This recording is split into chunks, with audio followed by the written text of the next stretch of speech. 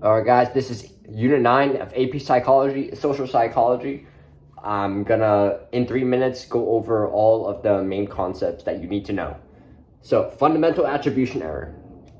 Look at this man holding up this umbrella for this woman in a wheelchair.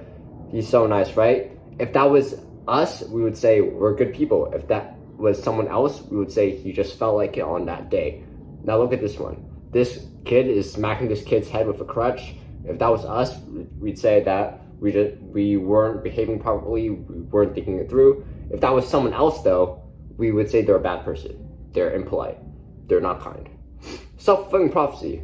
Look at this woman who thinks it's gonna be a bright and sunny day. She's more likely to be happy because she believes she's going to be happy because of that sunny weather. Now look at this. She is upset. She does not want to deal with that rainy and thunderous weather, and she knows that she will likely be upset later on in the day, and there she will probably be unhappy later on in the day. Central route to persuasion.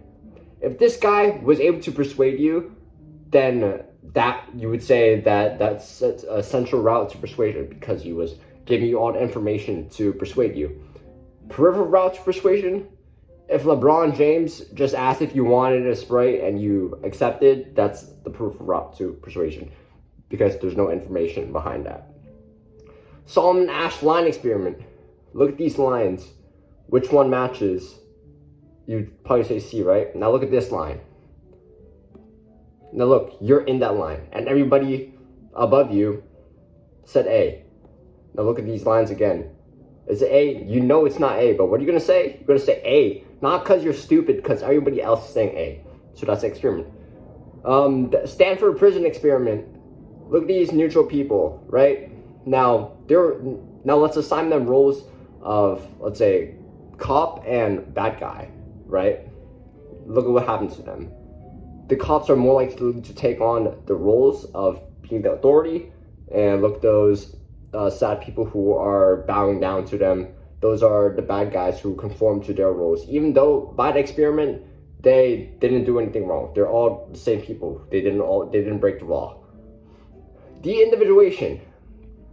Let's imagine that's you. Now let's put you in a crowd. You're going to likely do whatever the crowd is doing, and you're not going to think about it because that's de-individuation. In-group, out-group bias. Let's take a look at those 4 people again. Now let's say these 2 are meat eaters, those 2 are vegans.